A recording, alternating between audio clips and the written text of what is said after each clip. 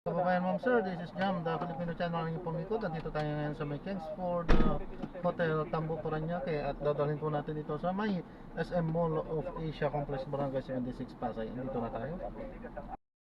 So na-drop na ulit natin sila at hindi ulit tayo nakapag-play. Hi, may mga kadahilanan kung bakit hindi tayo nakakapag-play. Ano po? Ipagpasensya po yun. Ayan, wala pa naman din kasunod. Sana magkaroon ulit ng kasunod. Inaantay natin yung mga susunod na kasunod.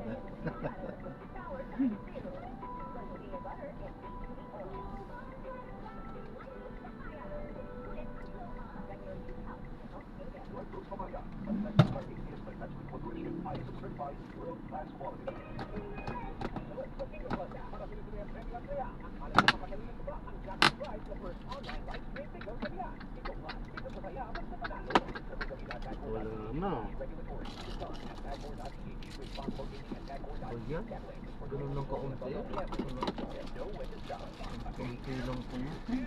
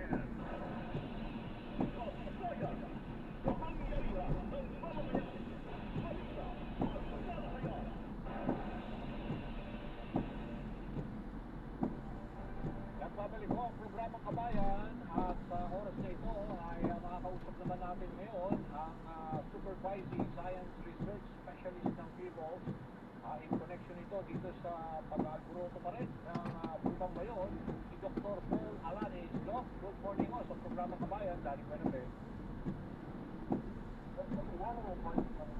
Okay, thank you very much, Doc. Kahapon may mga video sa TV Patrol yung talagang the way it was described, malagatas na tubig daw na parang part ng ashfall. So far, is this be something na hindi pa rin tingin natin mag-continue in the next few days? Sabi na malagatas na yung pagbugakin sa tubig. Ay, dito po yan sa bandang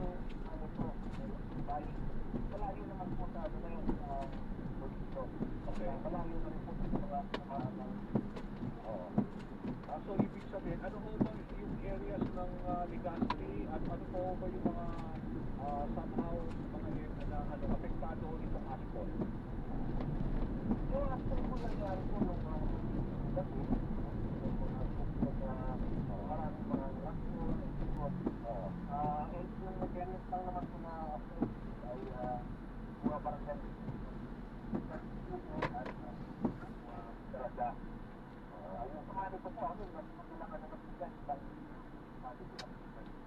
Okay. For now ho ba, we are still under alert level 3. Tama ho ba? No? Okay.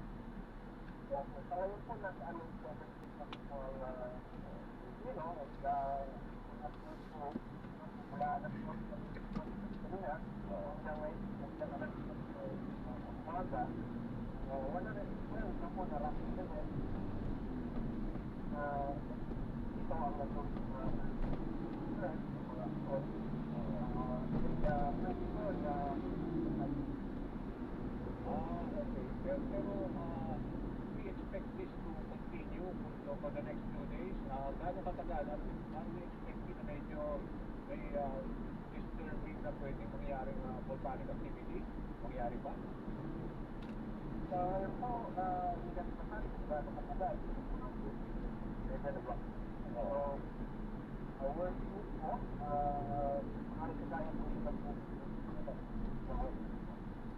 So for now, nandun pa rin ho yung danger na yung region ba na permanent danger zone, 6 kilometers. Doon wala pa rin inaalaw na magpunta.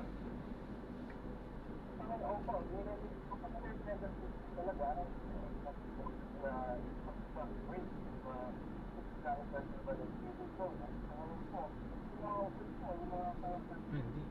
Yan.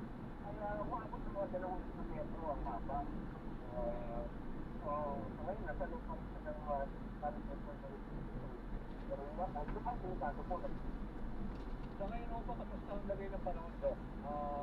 Kung may pag-ulan, di ba somehow nabibigay mo yung asphalt, tama ba?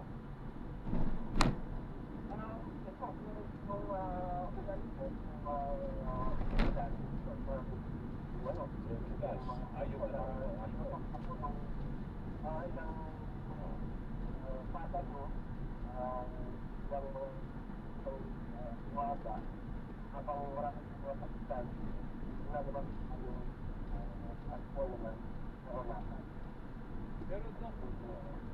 Pero Dok, pag ganyan na somehow medyo matindi yung asphalt, ano ho ba ang pwede natin mabigay na advice sa mga residents na syempre, merong risk ninyo sa kalusugan nila? Ayan, so na-drop na natin sa number. Salamat po. God bless. Paalam po.